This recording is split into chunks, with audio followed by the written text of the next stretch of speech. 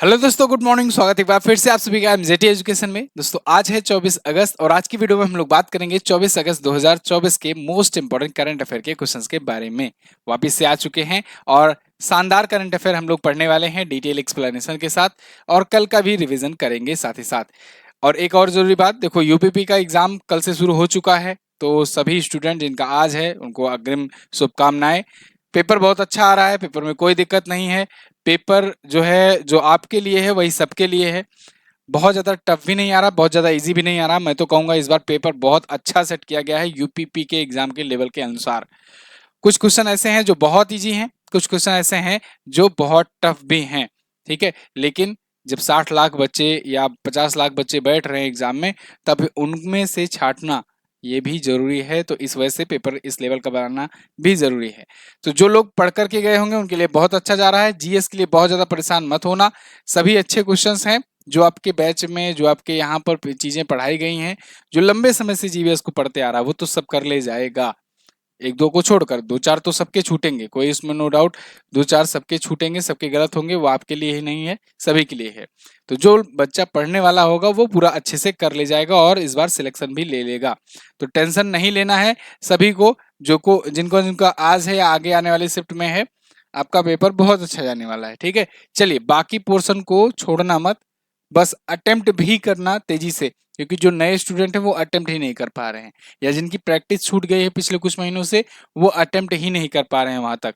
तो अगर आप रेगुलर बने रहे हुए हो, अगर आप मॉक टेस्ट देते आए हुए हो, तो आप जरूर कर ले जाओगे।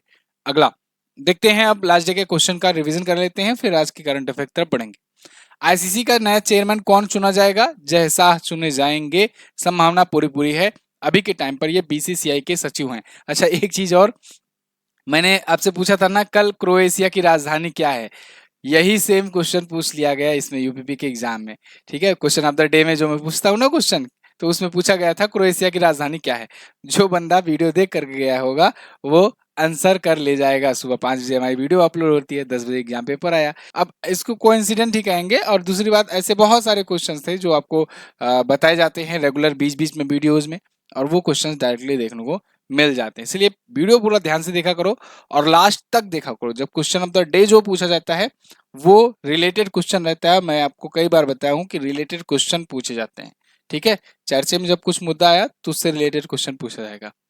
अगस्त 2024 में सुप्रीम कोर्ट ने डॉक्टरों की सुरक्षा सुनिश्चित करने के लिए राष्ट्रीय टास्क फोर्स का गठन किया है। कितने सदस्यीय? 10। मध्य प्रदेश सरकार के द्वारा 2023 का लता मंगेशकर पुरस्कार दिया गया के एस चित्रा को।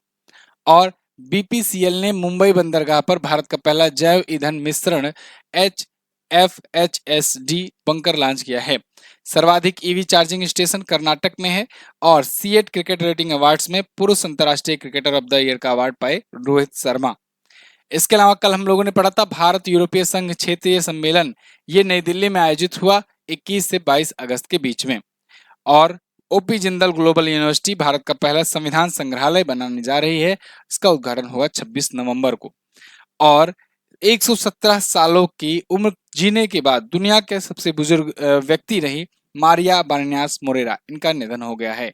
ये टॉप 10 करंट अफेयर के क्वेश्चंस थे कल की वीडियो से, जिनका आपने किया रिवीजन 1 मिनट में। अब हम लोग बात करेंगे आज की करंट अफेयर की, लेकिन इससे पहले मैं आपको बता दूं, एमजेटी ऐप पर आप इसकी वीडियो की क्विज और पीडीएफ वगैरह डाउनलोड कर सकते हो। तो MJT app Google play store से जाकर के आप इंस्टॉल करिए, यहाँ पर ही आपको क्विज पीडीएफ वगैरह सब मिल जाएंगी। पहला क्वेश्चन, भारत में पहला राष्ट्रीय अंतरिक्ष दिवस कब मनाया गया? तो पहला राष्ट्रीय अंतरिक्ष दिवस ये इस बार 23 अगस्त को मनाया गया, यानी कल। कल की वीडियो में भी मैंने आपको शुरुआत में बताया था। एक्चुअली में 23 अगस्त 2023 को भारत ने चंद्रयान 3 पहुंचाया था। चंद्रयान 3 लैंड कराया था। ठीक है ना, कहां पर? चंद्रमा की धरती पर, चंद्रमा पर। ध्यान रहे, 23 अगस्त को लैंड किया था, 23 अगस्त को लॉन्च नहीं किया गया था। लॉन्च कब किया गया था अगर पूछा जाए तो आप बताओगे?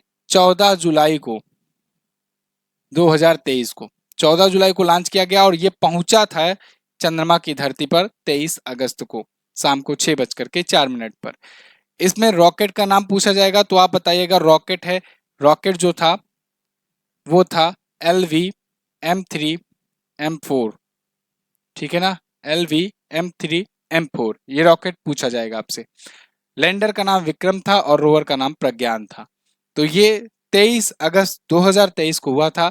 इस वजह से उसी साल ही अनाउंस कर दिया गया था कि अब से ये जो दिन है इसको हम लोग याद करेंगे, याद रखेंगे। इसके लिए इसे राष्ट्रीय अंतरिक्ष दिवस घोषित किया गया। और यही वाला इस बार पहला वर्षगांठ हुआ है, इसलिए पहली बार हम लोग मनाने जा रहे हैं राष्ट्रीय अंतरिक्ष दिवस। ठीक है ना? तो पहला राष्ट्रीय अंतरिक्ष दिवस 23 अगस्त को। इस बार की थीम रखी गई है चंद्रमा को छूते हुए जीवन को छूना, भारत की अंतरिक्ष गाथा। अब यहाँ पर अगस्त महीने के कुछ महत्वपूर्ण दिवस आए हैं, चलिए आज फिर से रिवीजन कर लेते हैं। 1 अगस्त को दोस्तों विश्व फेफड़े का कैंसर दिवस मनाया गया। 1 अगस्त को वर्ल्ड वाइड वेब या कहें WWW डे मनाया गया। 1 से 7 अगस्त विश्व स्तनपान सप्ताह मनाया गया। 1 अगस्त को राष्ट्रीय पर्वतारोहण दिवस मनाया गया। 3 अगस्त को भारतीय अंगदान दिवस मनाया गया। इसके अलावा 6 अगस्त को हिरोशिमा दिवस, 7 अगस्त को राष्ट्रीय भाला फेंक दिवस, 7 अगस्त को ही राष्ट्रीय हथकरघा दिवस, 8 अगस्त को भारत छोड़ो आंदोलन दिवस, 9 अगस्त को अंतर्राष्ट्रीय आदिवासी दिवस और नागासाकी दिवस भी मनाया गया। इसके अलावा 10 अगस्त को विश्व जैव ईंधन दिवस और विश्व शेर दिवस मनाया गया। और अगस्त महीने में 12 अगस्त को अंतर्राष्ट्रीय युवा दिवस मनाया जाता है। 12 को ही विश्व हाथी दिवस मनाया जाता है। 13 अगस्त को विश्व अंगदान दिवस, ध्यान रहे 3 अगस्त को राष्ट्रीय अंगदान दिवस और 13 अगस्त को विश्व अंगदान दिवस। 14 अगस्त को विभाजन विभीषिका स्मृति दिवस और 19 अगस्त को विश्व मानवतावादी दिवस मनाया गया।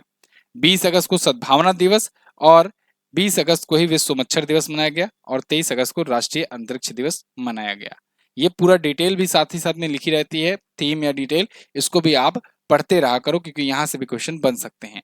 अगला, राष्ट्रीय कार रेसिंग चैंपियनशिप, इसका खिताब जीतने वाली पहली महिला कौन बन गई? तो दोस्तों नेशनल कार रेसिंग चैंपियनशिप का खिताब जीतने वाली पहली महिला बन गई हैं डायना पुंडोल। डायना पुंडोले ये हैं और ये पहली इंडियन कार रेसिंग विमेन हैं। ठीक है, इन्होंने जीत लिया है। 28 वर्ष की ये हैं। इंटरेस्टिंग बात ये है कि ये गृहिणी भी हैं, 2 बच्चों की माँ भी हैं और कार रेसर भी हैं। तो इन्होंने ये चैंपियनशिप जीत ली है और ये जीतने वाली पहली महिला हैं।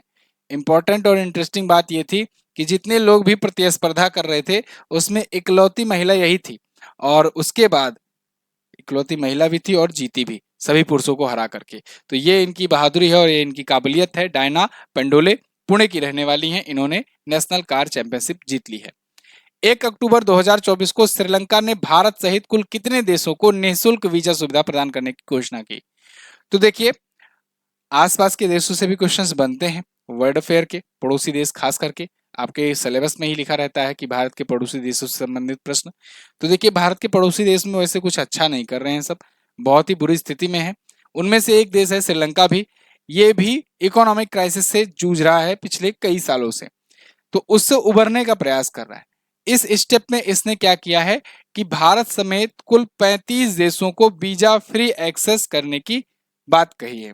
मतलब कि ये 35 देश जो होंगे यहाँ पर वीजा फ्री होंगे, इनके लिए वीजा फ्री एक्सेस होगा श्रीलंका में जाने के लिए।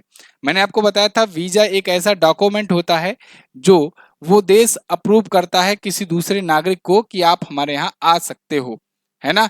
पासपोर्ट वो डॉक्यूमेंट होता है जब आपका देश अलाउ करता है कि आप दूसरे के यहाँ जा सकते हो, और वीजा ये अलाउ करता है कि आपके यहाँ अगर कोई आना चाह रहा है तो वो आ सकता है कि नहीं।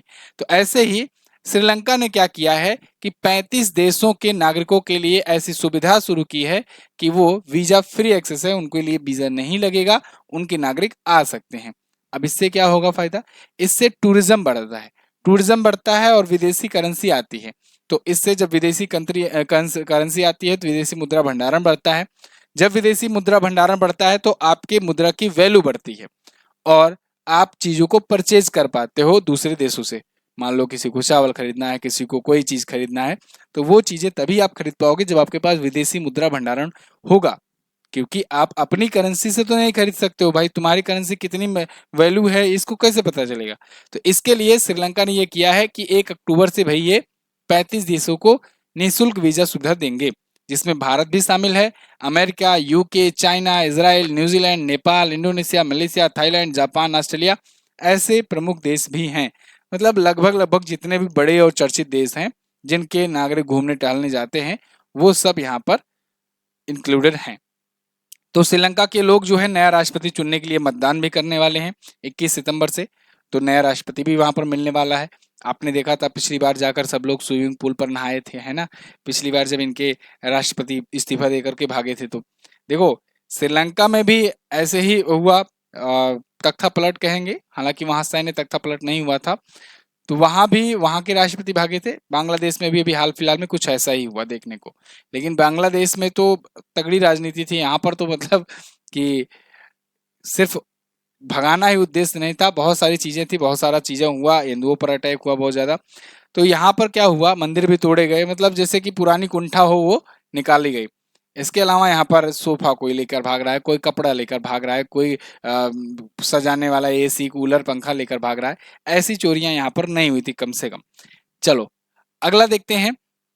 नीरज चोपड़ा ने लुसाने डायमंड लीग 2024 में सीजन का बेस्ट थ्रो करते हुए कौन सा स्थान प्राप्त किया? तो देखो अभी पेरिस ओलंपिक समाप्त हुआ, नीरज चोपड़ा घर आए, उसके बाद लुसाने डायमंड लीग ये आयोजित हुआ। ये लुसाने में होता है डायमंड लीग हमेशा। तो देखो डायमंड लीग जो है, इसमें इस सीजन का सबसे बेस्ट थ्रो किया नीरज चोपड़ा ने अपना, और फिर भी दूसरे स्थान पर रहे। इन्होंने 89.49 मीटर की दूरी तक भाला फेंका। अभी जब पेरिस ओलंपिक हुआ था तब उन्होंने 89.45 मीटर की दूरी तक भाला फेंका था, यानी 0.04 मीटर ज्यादा इन्होंने फेंका है, और जो इनका इस सीजन का सबसे हाईएस्ट है। अभी तक ये 90 मीटर छू नहीं पाए हैं, लेकिन हाईएस्ट पे हाईएस्ट फेंकने का प्रयास कर रहे हैं। फिर भी इस बार ये सिल्वर जीत पाए, क्यों? क्योंकि जो गोल्ड विजेता था उसने 90 मीटर क्रॉस कर दिया। अरशद नदीम पेरिस ओलंपिक में गोल्ड जीते थे, उसमें ये सिल्वर जीते थे, लेकिन यहाँ पर गोल्ड विजेता पीटर एंडरसन रहे। पीटर एंडरसन 90.61 मीटर की दूरी तक भाला फेंके और ये टॉप पर रहे। सेकंड पर नीरज चोपड़ा रहे सिल्वर मेडल, और थर्ड पर रहे जूलियन बेबर। ठीक है, तो सिल्वर मेडल जीत लिए लुसाने डायमंड लीग में। पेरिस ओलंपिक और टोक्यो ओलंपिक 2 मेडल ये जीत चुके हैं ऑलरेडी। टोक्यो में गोल्ड जीते थे, पेरिस में सिल्वर जीते थे। नीरज चोपड़ा हरियाणा के रहने वाले हैं, ये याद रखना। अगला, पेटीएम ने अपने मनोरंजन टिकटिंग व्यवसाय को किस कंपनी के साथ बेचा? तो पेटीएम ने कहा है भैया हमसे संभाला नहीं जा रहा है मनोरंजन टिकटिंग व्यवसाय जो है, जो मूवी वगैरह टिकट वगैरह बुक करते थे ना, इवेंट वगैरह लोग, तो वो व्यवसाय ये जोमेटो को बेच रहा है।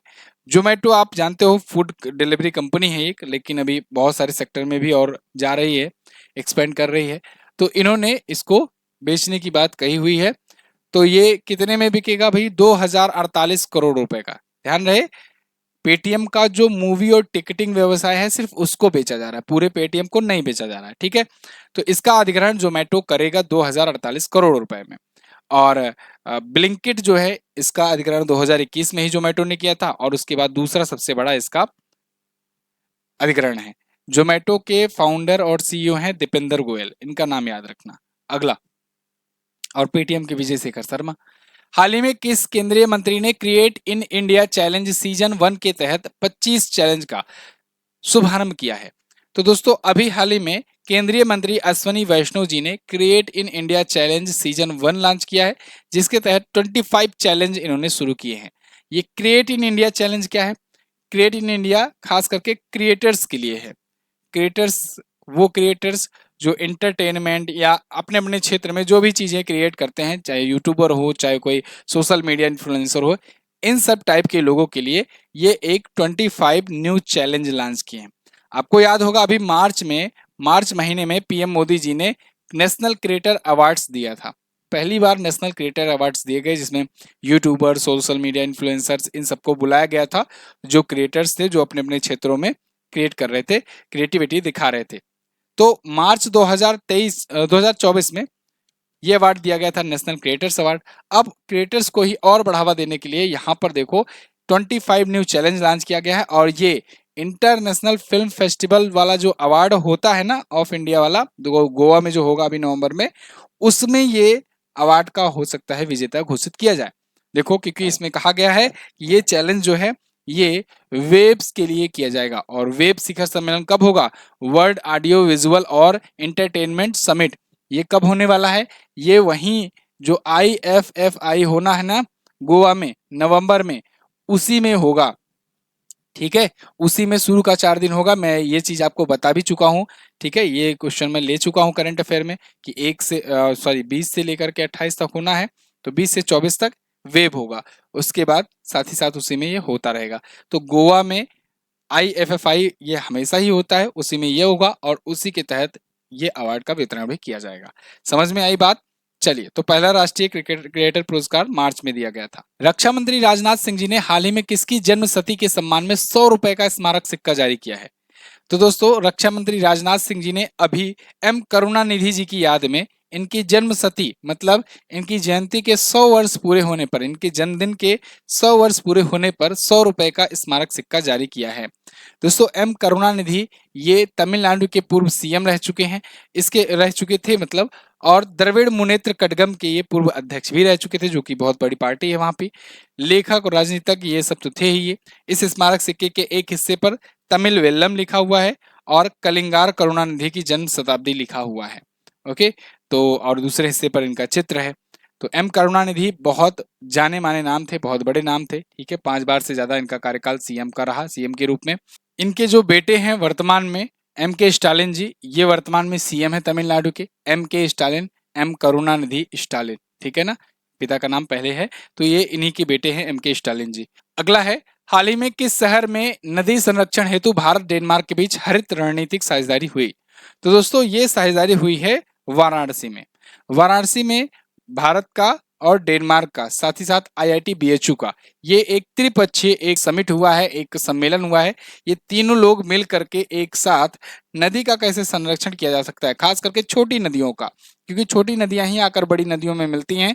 छोटी नदियों की सफाई की जाएगी, उनका संरक्षण किया जाएगा, जिससे बड़ी नदी यानी गंगा की भी सफाई भी सुनिश्चित हो सके और उनका संरक्षण भी हो सके।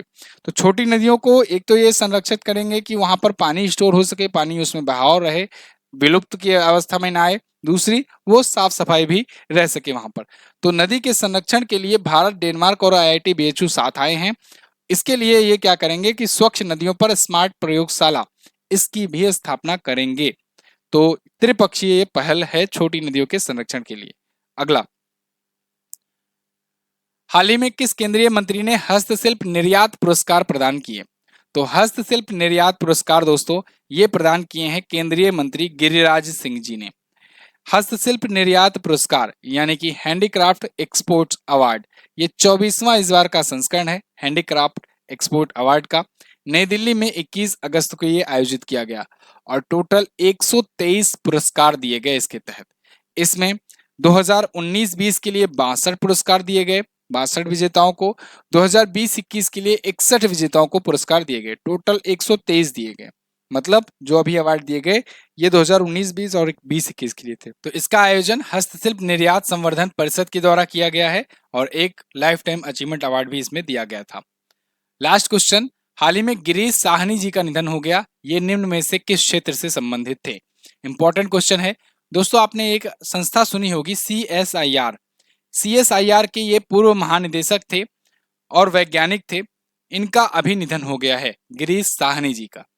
तो गिरीश साहनी जी 68 ईयर की एज में इनका निधन हुआ है। ठीक है, ये हैं गिरीश साहनी, ये थे गिरीश साहनी, पास अवे हो गए हैं। तो ये 2015 तक CSIR के महानिदेशक थे। CSIR मतलब कि council of scientific and industrial research. तो ये एक संस्था है जिसकी स्थापना 1942 में हुई थी और ये साइंटिफिक रिसर्चर्स वगैरह के लिए जाने जाते हैं। तो इसके महानिदेशक जो होते हैं वैज्ञानिक ही होते हैं जो उस लेवल तक पहुंचते हैं। तो यहाँ पर इनका निधन हो गया है। ये हृदय रोगों के इलाज के लिए क्लॉट बस्टर विकसित करने के लिए जाने जाते हैं।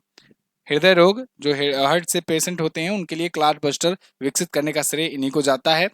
इनको बहुत सारे अवार्ड भी मिल चुके थे, जैसे कि राष्ट्रीय जैव प्रौद्योगिकी उत्पाद विकास पुरस्कार 2002 में, CSIR टेक्नोलॉजी शील्ड अवार्ड 2001-2 में, विज्ञान रत्न भी मिल चुका था 2014 में। ओके, CSIR के बारे में मैंने आपको बताया कि council of scientific and industrial research. देखो फुल फॉर्म भी आजकल पूछे जा रहे हैं। अभी देखो एग्जाम में कल दो फुल फॉर्म पूछे गए थे, तो याद रखना ये फुल फॉर्म।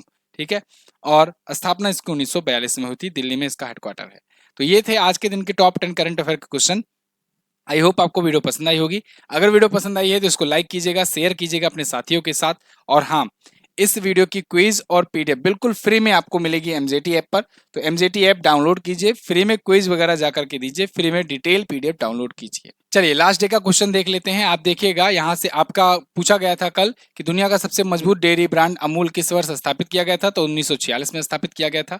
क्रोएशिया की राजधानी, यही मैंने पूछा हुआ था। मतलब ऐसा नहीं है कि केवल एक ही क्वेश्चन हमारा पूछा गया, सारे क्वेश्चन पूछे गए हैं। मैं आपको कहोगे तो प्रूफ सही समय दिखा भी सकता हूँ, लेकिन यहाँ पर इसलिए मुझे ये हंसी आ रही थी कि सुबह ही इसको बता करके भेजा गया था और 10 बजे या 11 बजे जब भी आपका एग्जाम था तब ये आपका पूछ लिया गया। क्रोएशिया की राजधानी जगरेब, ठीक है ना।